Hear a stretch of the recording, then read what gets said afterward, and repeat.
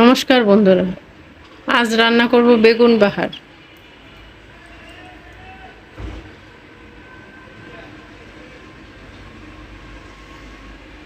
ছোট বেগুন অর্ধেক করে কেটে নিয়েছি। বেগুনের মধ্যে লবণ হলুদ মাখিয়ে নিলাম। এখন তেলে ভেজে নিব।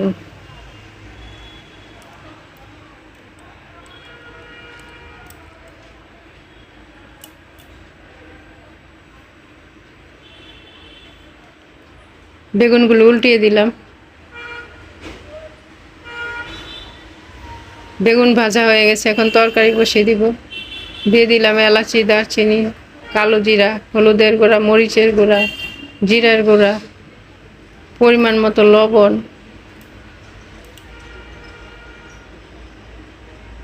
নারকেল গুঁড়া দিলাম,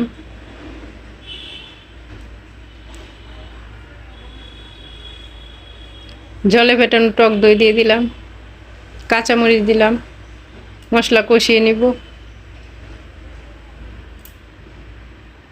কষানো হয়ে গেছে, ঝোল দিয়ে দিলাম।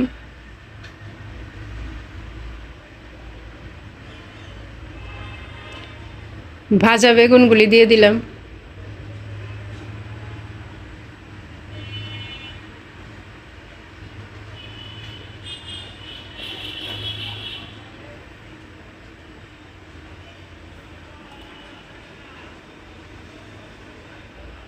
কয়েক টুকরা নারিকেল, অল্প চিনি দিলাম, এটা না দিলেও চলে।